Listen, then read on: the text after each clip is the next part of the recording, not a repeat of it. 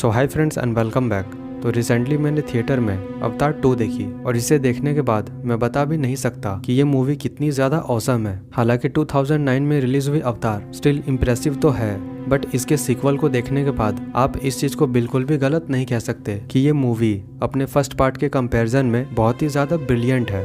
और ये मैं किस बेसिस पे कह रहा हूँ, बस आप इस वीडियो को एंड तक देखो। So now let's begin.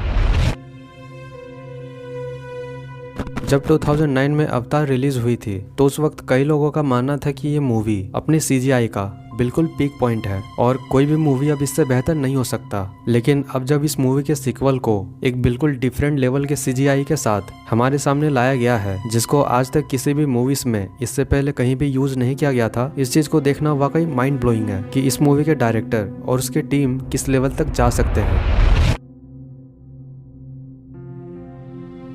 अवतार 2 में पेंडोरा की दुनिया वाकई बहुत ही ज्यादा रियल लगती है, जिसका मतलब इस मूवी में दिखाई गई पेंडोरा की दुनिया इवन अवतार से भी ज्यादा बिलीवेबल है। अवतार जैसी मूवी के सक्सेस के बाद जेम्स कैमरन को इस जनरेशन का सबसे इनोवेटिव फिल्म मेकर भी माना जाता है, क्योंकि इस मूवी के लिए उन्होंने पानी के अंदर में काम करने वाली मोशन कैप्चर जैसी टेक्नोलॉजी को बनाया था ताकि पेंडोरा और भी ज्यादा रियल लग सके। और इसी पेंडोरा को अब और भी ज्यादा रियल बनाने में उन्होंने अवतार 2 में बहुत ही ज्यादा एफर्ट लगाया है, जो कि मूवी को देखने पर ये चीज हमें फील भी होती है।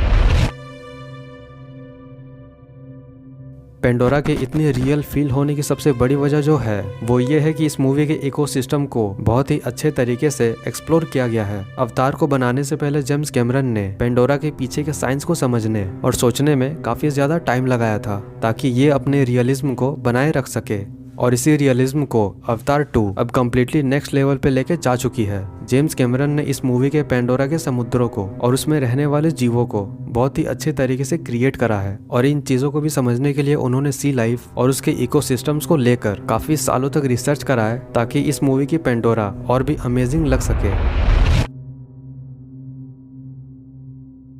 हालांकि अवतार में जहां हमें ह्यूमैनिटी जैसे टॉपिक को बहुत ही अच्छे तरीके से दिखाया गया था, वहीं अवतार 2 में अब ये चीज बिल्कुल खत्म हो चुका होता है। अवतार में सभी नाविस के द्वारा सभी इंसानों को पेंडोरा से भगाने के बाद अब जब वही लोग ढेर सारे इक्विपमेंट्स के साथ अवतार 2 में वापस लौटते हैं तो वे लोग पहले से भी और भी ज्यादा ब्रूटल हो चुके होते हैं। ये मूवी हमें दिखाती है कि कैसे ह्यूमैनिटी के लिए फ्यूचर अब पूरी तरह से खत्म हो चुकी है, जो कि अवतार में ये चीज कम्प्लीटली मिसिंग थी।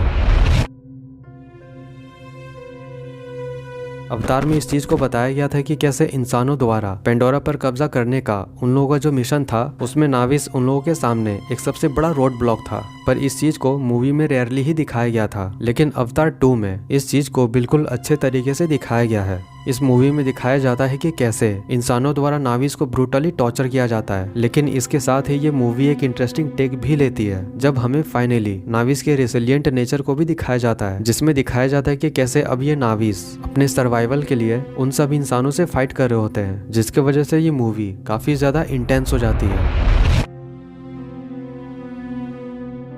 अब जहां अवतार में दिखाया गया था कि मूवी का मेन कैरेक्टर जेक, जो कि बिल्कुल केयरलेस था, वो अवतार 2 में कम्प्लीटली चेंज हो चुका होता है। अवतार 2 की शुरुआत में ही हमें देखने को मिलता है कि जेक अब एक पिता बन चुका होता है। उसका केयरलेस ब्रेवरी कहीं खो चुका होता है और अब वो अपने बच्चों के लिए काफी ज्यादा केयरिंग भी बन चुका होता है। और साथ ही उसका पर्सनैलिटी और एटीट्यूड भी अब पूरी तरह से चेंज हो चुका होता है अपने फैमिली को लेकर। और इस मूवी में जेक के इसी ग्रोथ और एक्सपीरियंसेस ने उसे मजबूर कर दिया होता है एक बेहतर हीरो बनने में।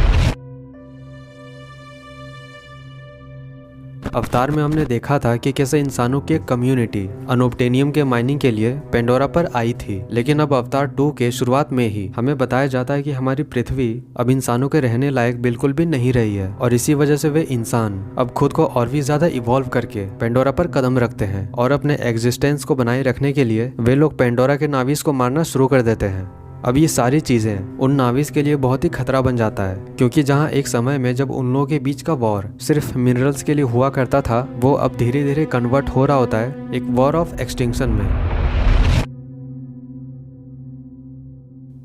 नाउ जेम्स कैमरन के एक्सपेंसिव स्टोरी टेलिंग को देखते हुए मुझे बिलीव है कि वो इस पूरे अवतार फ्रेंचाइज में हमें नाविस के और भी कई सारे टाइप्स, उनके कल्चर्स और पेंडोरा के पार्ट्स को और भी ज्यादा डीपली से इंट्रोड्यूस करवाने वाले हैं। एंड एज ए रिजल्ट अवतार 2 में हमें पेंडोरा के एनवायरनमेंट के साथ साथ नाविस के टाइप्स को भी बहुत ही मैसिवली दिखाया गया है, जो कि हमें अवतार में देखने को नहीं मिला था। अवतार 2 में कॉन्स्टेंटली न्यू एलिमेंट्स को देखने की वजह से हमें इसकी स्टोरी बहुत ही फ्रेश फील होती है, और इसके साथ ही अब ये पूरी मूवी भी एक हिस्सा नजर आती है इस पूरे अवतार फ्रेंचाइज का, जबकि पहले वाले अवतार के केस में ऐसा बिल्कुल भी नहीं लग रहा था। अवतार 2 अपने कैरेक्टर्स लाइक जेक और नेत्री को लेकर ज्यादा फोकस नहीं करती है, बल्कि ये मूवी अब कम्प्लीटली फॉलो करती है एक न्यू मेन कैरेक्टर पे जिसका नेम होता है कीरी। आपको याद होगा कि अवतार में हमें एवा नेम के एक ट्री को भी इंट्रोड्यूस करवाया गया था, जो कि नाविस लोगों के लिए एक स्पिरिचुअल आइकन था। बट अवतार 2 में हमें दिखाया जाता है कि एवा सिर्फ एक स्पिरिचुअल आइकन ही नहीं, बल्कि वो इन सब से बहुत ही ज्यादा होता है।